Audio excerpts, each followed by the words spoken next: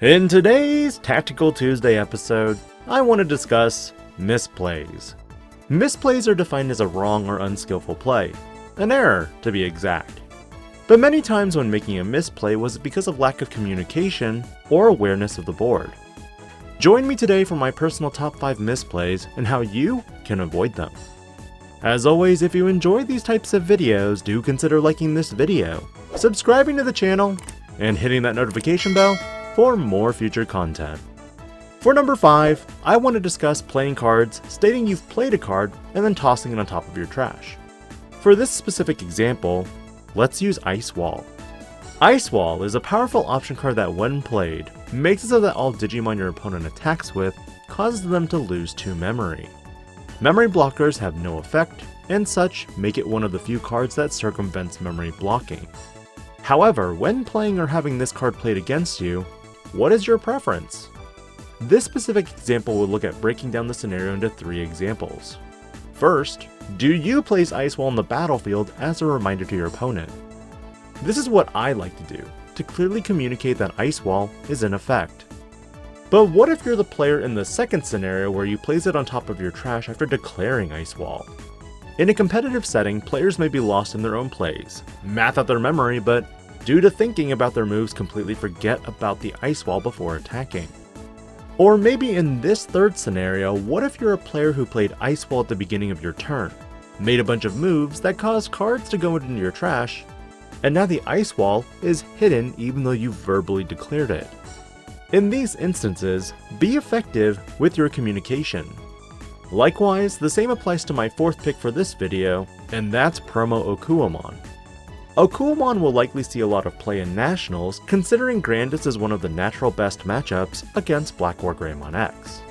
When Okuamon digivolves, it makes all of your opponent's Digimon lose them 1 memory when a Digimon becomes suspended until the end of their turn. Suspend for block? That's a memory. Suspend because I'm suspending it? That's also a memory. Suspend for attack? That's also a memory. But very rarely will Grandis let those Digimon go unnoticed, mainly because you'll have piercing and swing into their stack. But remember, this effect is once again causing your opponent to lose memory, not you gaining 1 memory. And many times, this card is obscured by the Grand Kuwagamon and Grandis Kuwagamon on top of the stack. Meaning for that 1 turn, it is very likely your opponent will forget and still attack you and lose a memory. Number 3 though takes a different approach completely, and that is the interaction of X-antibody and BT3 Mimi Tachikawa. BT3 Mimi Tachikawa has become a prominent tamer in recent sets. Security Control utilizes it, but Dan Vang, affiliated with Gaia Force Gaming and their channel, linked in the description below, utilized this tamer in his run for the Ultimate Cups with Melga X.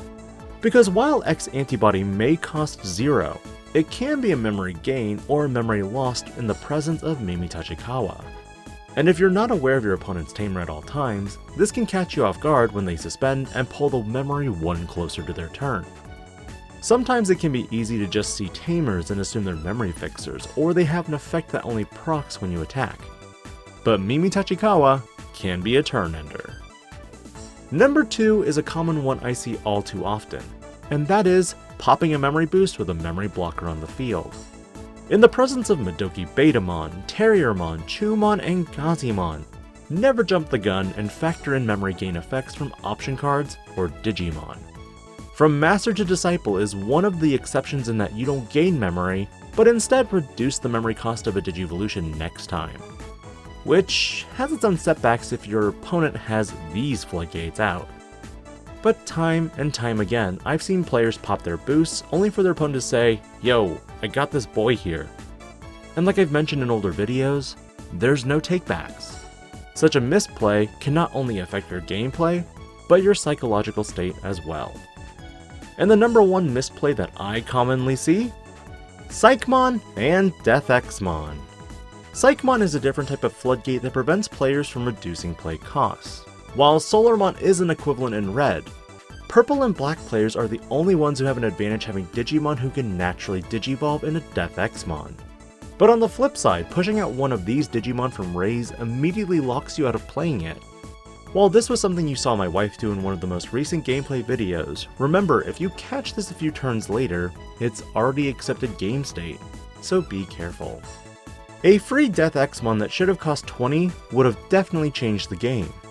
But remember, people make mistakes because no one is perfect. What are your thoughts on today's Tactical Tuesday episode in regards to common misplays? Do you find yourself making any of the ones I mentioned? Let me know your thoughts, and I'll catch you next week on another one. This is DigiPanda, logging out.